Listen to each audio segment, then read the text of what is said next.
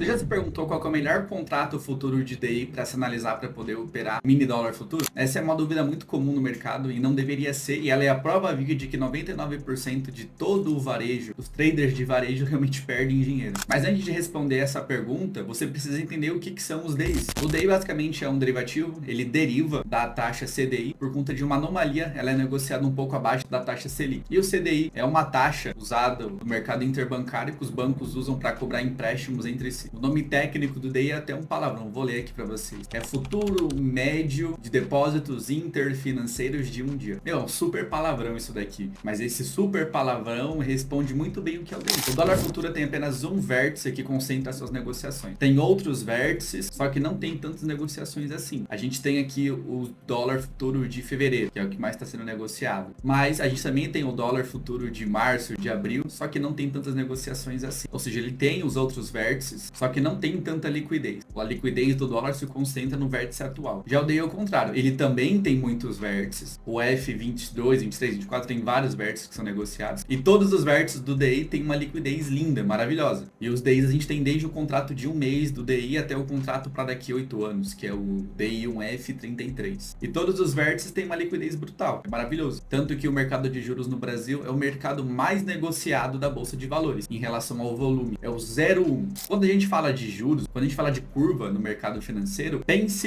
em um ativo, só que em vários vencimentos diferentes. Então o que seria a curva de dólar? Seria o dólar vencimento atual, depois no próximo vencimento, próximo vencimento e próximo vencimento. E essa curva de dólar vai dizer a expectativa para o dólar em cada um dos vencimentos. Aqui no Brasil a gente tem a curva de juros, nos outros países também tem curva de juros, mas aqui por causa do DI, o DI de agora até o DI de 2033. A gente coloca todos eles do lado do outro e a gente vai ter uma curva. Basicamente essa curva diz respeito à curva de juros, a expectativa para a taxa de juros que o mercado negocia para determinado período. A gente vê o DIF 27 subindo, quer dizer que as perspectivas para a taxa de juros em janeiro de 2027 é para cima. Então a curva de juros ela não é nada mais nada menos do que a expectativa para a taxa de juros no seu vencimento, o vencimento do contrato. O DI ele é negociado em yield. Simples. O valor que a gente vê ali negociando no DI é o yield, que é o quanto esse título paga ao ano. No resto do mundo, os títulos, as taxas de juros, os futuros de juros são negociados em PU por padrão. O Brasil que é o diferente. E o PU é basicamente o preço unitário de um título. Aqui no Brasil o DI ele é negociado em yield, mas o ajuste dele é feito com base no PU, automático ali pela B3. Mas é importante saber calcular isso também. A gente falei um monte de sigla aqui, mas a gente não precisa complicar algo que não é complicado. É mais fácil do que parece. E eu vou te explicar aqui agora rapidamente o que é tudo isso. O PU, eu já passei por cima, mas ele é o preço unitário. É basicamente o preço em reais ali do título. O preço unitário do DI é 100 mil no vencimento. Já o yield é o valor do rendimento do título. Ele é expresso em percentual ao ano. E a relação entre essas duas variáveis é totalmente inversa. Quando o PU sobe, yield cai. Então quando eu dizer para você que eu estou comprado em yield, quer dizer que eu estou vendido em PU. Quando um sobe, o outro cai. Eles são inversamente proporcionais. Ou seja, sempre que eu compro o DI, eu estou vendido em PU. E o DI, ele é o inverso de uma LTN, que são as letras do Tesouro Nacional. É um título público de renda fixa, que quando você compra ele, você sabe exatamente quanto que você vai receber no vencimento. E a única diferença de um DI para uma LTN é que o DI no vencimento, o seu PU é 100 mil, e no vencimento o PU da LTN é 1000. Ou seja, PU do DI é 100 vezes maior do que o da LTN. E eu acho muito foda o mercado de juros porque isso daqui te gera muita previsibilidade. Pensa só da seguinte forma: se você vender DI, vender o yield, quer dizer que você está comprado em PU. Se o PU estiver abaixo do seu PU de vencimento, ou seja, abaixo de 100 mil, no momento que você fez a venda do DI, você vendeu o DI e o DI subiu. Quer dizer que o seu trade deu errado. Fiz uma puta caminho de rato aqui, mas o que isso significa? Se você vendeu o DI e o DI subiu, quer dizer que você está comprado em PU. E se o seu PU estiver abaixo do valor de vencimento, quer dizer que você pode optar por pegar esse título e carregar ele até o vencimento e embolsar a diferença do preço do PU hoje para o PU no vencimento. Isso é sensacional. Se isso não gera previsibilidade, é maravilhoso, eu não sei o que isso é. Isso é muito foda. O DI ele é um instrumento maravilhoso, um instrumento financeiro maravilhoso, ele é volátil e previsível. E é o único ativo que eu recomendo que você opere aqui no mercado brasileiro. Todo o resto dos ativos aqui são movidos simplesmente por ruído. Só recapitulando, é importante você entender a relação entre esses dois ativos, a LTN e os contratos futuros de DI, porque futuramente a gente vai conseguir fazer muitas operações estruturadas com base no DI e nas LTNs. Dá pra gente comprar um, vender o outro. É uma operação simplesmente estruturada. E diferente das taxas, dos futuros de taxa de juros dos outros países, que os juros de 10 anos, daqui 10 anos vai continuar sendo o juros de 10 anos, aqui não. Aqui o DI, ele é uma média de hoje até o seu dia de vencimento. Isso significa que daqui um ano, o contrato de um ano hoje a gente tá em fevereiro de 2025. Isso significa que o DIF 26 é o DI ali ali para meados de fevereiro, março, mais ou menos. Isso significa que lá no vencimento o contrato de 1 ano vai deixar de ser o contrato de 1 ano. Ele vai vencer. Já lá nos Estados Unidos, daqui 10 anos, o vértice de 10 anos da curva de juros vai continuar sendo o mesmo vértice de 10 anos. Se você comprar o vértice de 10 anos agora e daqui 10 anos, foi o mesmo ativo que você negociou. E se ele é a média de hoje até o seu vencimento, cara, não tem menor sentido técnico nem teórico você pegar ali um Fibonacci, uma média móvel, qualquer coisa que dependa do passado dos futuros de DI para negociar o DI. Isso não tem o menor sentido. Ali a média ponderada de DI, que o pessoal pega a média de todos os vértices do DI e fala, se essa média subir é para comprar dólar, se a média cair é para vender dólar. Cara, esquece, cagada, não tem nem sentido. E eu sei que é muita coisa que eu tô falando aqui, é muita coisa nova, são muitas regrinhas, muitos termos novos, mas tem uma frase do meu sócio, do Klaus. O Klaus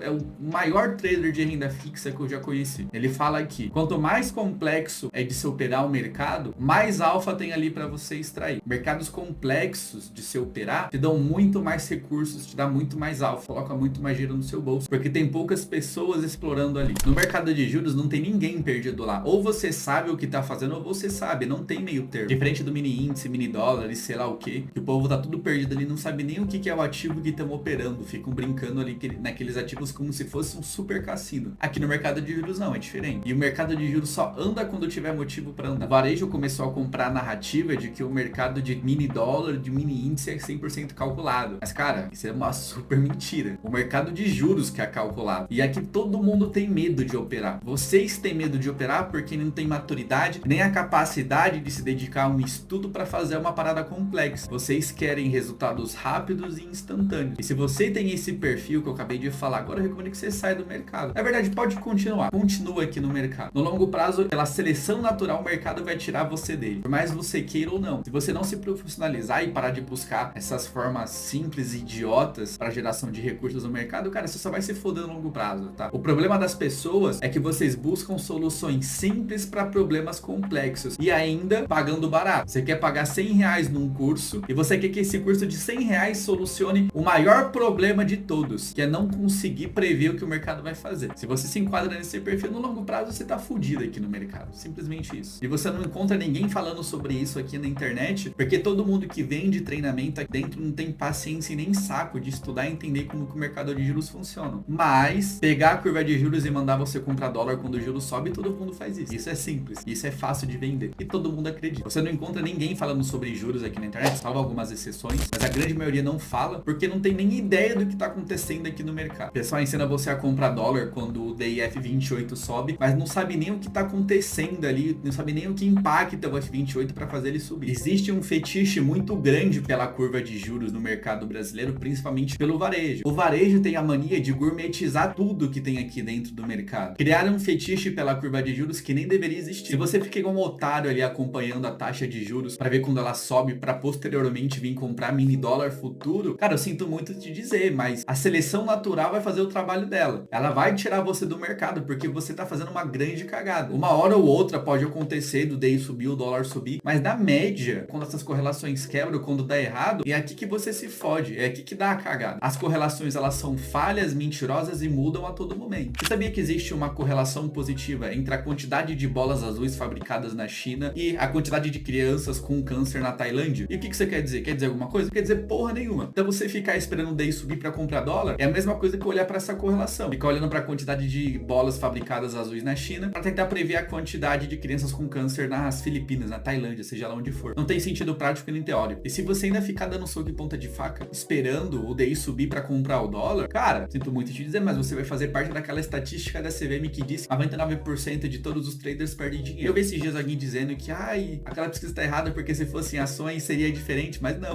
Fizeram a mesma pesquisa em ações por conta desses comentários e a pesquisa em ações aponta a mesma coisa. Todo mundo que tradou ações ou que tradou dólar, índice, etc, todo mundo perdeu dinheiro, todo mundo se fudeu igual. Porque todo mundo só faz merda aqui dentro do mercado, o pessoal busca facilidade. Quer colocar 100 pra fazer virar 100 mil. Então não tem sentido. Se você não sabe as variáveis que impactam a curva de juros e o fluxo de caixa das empresas, por exemplo, cara, não tem nem por que você analisar a curva de juros. E de fato, o DI ele só anda se tiver motivo para andar. Ele é muito mais sensível às variáveis macroeconômicas, porque ele é simplesmente um derivativo da taxa de juros, do CDI over. E o que seria mais sensível às decisões de política do que um ativo que deriva dos juros por um governo que faz o juros subir e descer? Os juros é super sensível a isso. E o que faz preço nos juros são as políticas econômicas. E as mesmas políticas econômicas que fazem preço na taxa de juros, também faz preço no mini dólar futuro. Então, dada essa informação, Jeff, qual que é o melhor DI pra gente analisar? Nenhum. Não tem sentido você analisar pros DIs. Faz mais sentido você olhar pra narrativa do mercado, pra todo o contexto macroeconômico, pras políticas econômicas, pra operar o dólar do que ficar igual um otário vendo o juros subir pra comprar o dólar quando ele sobe. Mas, Jeff, o DI não é uma variável útil pra se analisar quando você se opera no discricionário, é uma super variável, é do caralho você olhar pra taxa de juros. Só que mais importante do que você olhar pra taxa de juros, nossa, a curva abriu subindo, abriu guepada, abriu pagando pra cima. Não tem sentido essas coisas, tá? Mais importante do que você ficar olhando pra isso é você analisar o movimento da curva de juros. O steepening, o flattening, é olhar o shape e o shift da curva de juros. Isso sim vai te ensinar a operar taxas de juros. Tem uma aula aqui no meu canal, vou deixar aqui no link da descrição, para você ir lá ver depois. Então, em resumo, é mais eficiente você olhar para as políticas econômicas para operar dólar do que ficar olhando o DI esperando ele subir. Porra, Jeff, vou olhar pro DI para operar dólar. Qual dica? Não opere dólar, opere a porra do DI. É simplesmente isso. Vou te dar uma lista rápida aqui antes de encerrar o vídeo. Para operar DI, o que você precisa saber? Precisa entender como calcular PU, como calcular o yield, como calcular a convexidade e como calcular o DVO, que é quanto vale cada um dos base points, quanto vale um base point de variação. É simplesmente isso. Não tem segredo e não tem o que complicar. Fechou? Sem cagada, mais dados e menos achismo. Tamo junto, pessoal.